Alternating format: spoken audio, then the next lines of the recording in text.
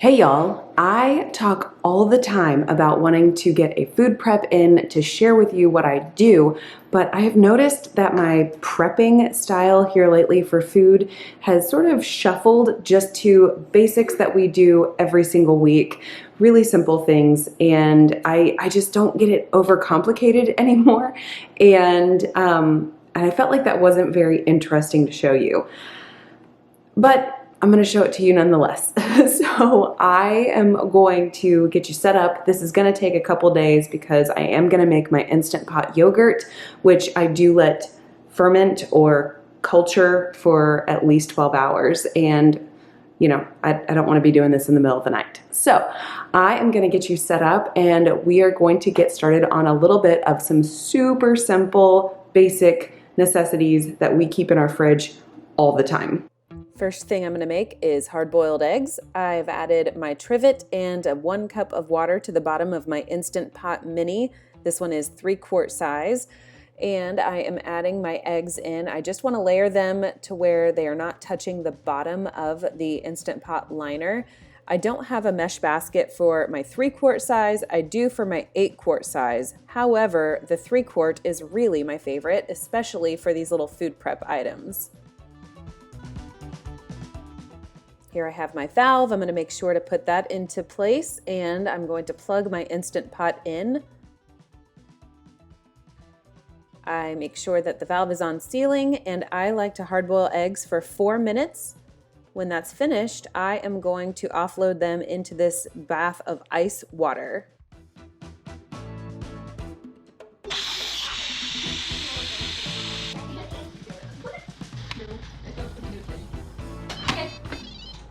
It's safe to open up my Instant Pot, and I'm going to load my eggs into the ice bath and let them cool completely so I can handle them. I do like to peel my hard-boiled eggs all at the same time just to simplify the process. It's more efficient in my brain, therefore that's what I do. The Instant Pot does make these eggs really easy to peel, and so I'm going to go ahead and get that done. There are dozens of life hacks on how you can peel eggs more quickly and do it more simply or whatever the case may be. However, I find it very cathartic to peel these eggs this way, and I enjoy it. Therefore, that's what I do.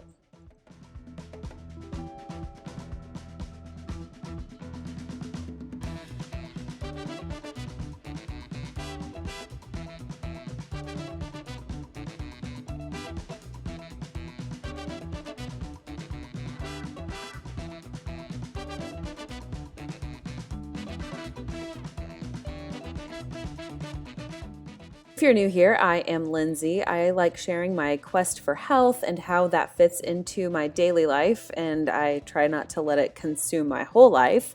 I do follow a low-carb, moderate protein, high-fat way of eating, sort of in line with the ketogenic diet, and I do that to support my health.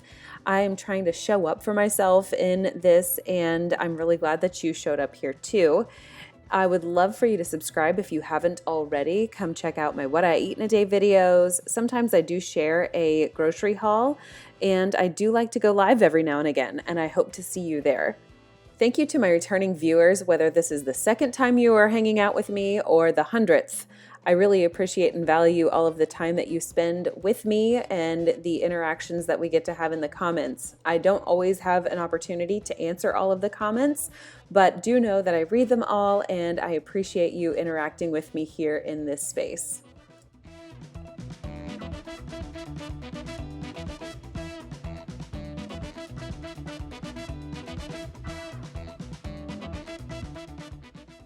Next up is going to be my homemade mayonnaise. I talk about this all the time. I use it multiple times every single day.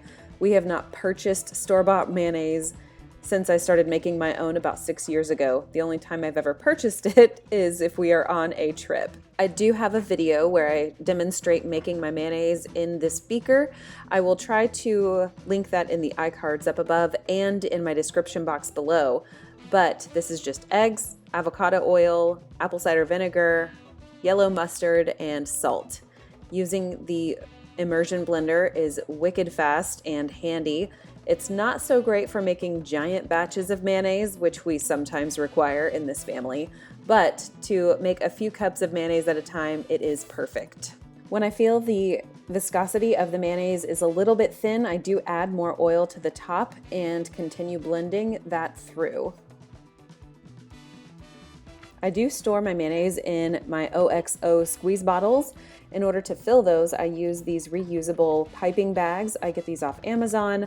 It comes in a pack of 6. It's really handy, and it's been a super useful tool in my kitchen for numerous things, not just mayonnaise.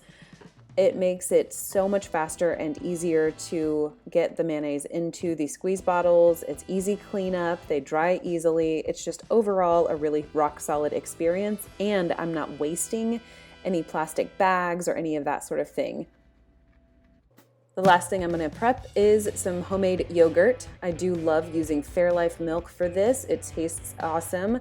And I'm going to do this in my 3-quart Instant Pot. I'm telling you, this is the workhorse of my kitchen. I'm going to add about 1 tablespoon of my starter culture. That's some leftover yogurt from the previous batch. I sort of stir that through, give it a chance to get all the way off of my spatula here. And I'm going to set the Instant Pot to unsealing and hit the yogurt button. And then I will look at this about 12 hours later.